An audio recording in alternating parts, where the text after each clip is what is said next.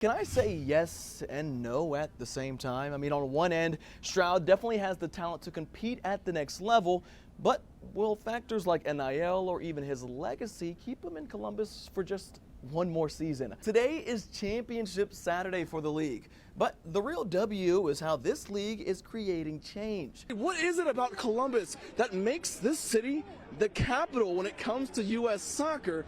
And I'll tell you what, it's got to be the atmosphere, it's got to be the people, and more importantly, it's these fans. The OSU men's basketball team is getting prepared to take on a tough Loyola team come Friday. Now, what's keeping this locker room locked in is trying to prevent a repeat of last year's tournament. It's much more than a game. It can be a game changer for local kids and their families. The HBCU All-Star Game is back in Columbus for another year, including an always exciting basketball game. And it's drawing up a winning play that goes far beyond the court. This would be ginormous, seriously though. So Columbus, they've actually hosted the Women's Final Four back in 2018, and many consider it one of the best Final Fours ever. In Fox 28 Sports, let's kick things off on the diamond this morning. And it was a bad day to be a fan of both the Reds and the Guardians last night. So let's try to make this recap very short and sweet. First up, the Reds, they headed to Milwaukee to take on the Brewers, and let's just say things did not go according to plan. Rowdy Tellez of the Brewers, he blasted a 2-run home run in the bottom of the first, and that made it 2-0 for the Brewers. And from there, they didn't take their foot off the gas. The Brewers winning this one 5-1. And unfortunately, it was a similar story out in Cleveland. The Guardians taking on the Houston Astros, who have been red hot this season, and things did look promising early on.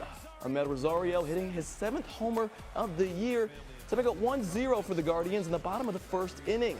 But it would all crumble from there. A first career grand slam from the Astros, first baseman Trey Mancini, and things would not go the Guardians' way from there. The Astros walk away from this one, winning 9-3. And the one bright spot for Ohio baseball was the Columbus Clippers, and the Clips took on the Rochester Red Wings. Now, a fine display all around gave the Clippers a deserved 8-5 win. Now on from the diamond and heading on to the pitch. The Columbus Crew looking to bounce back from a tough loss to the Montreal Impact that ended their 9-game unbeaten run.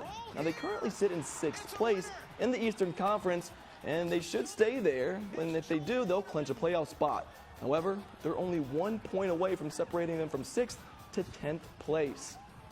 Now the Crew, they'll actually welcome the New York FC at Lower.com Field today, and the kickoff for that match is at 7:30.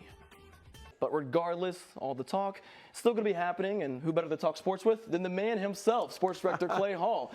Now, Clay, the first 3 picks, they may have something in common here, right?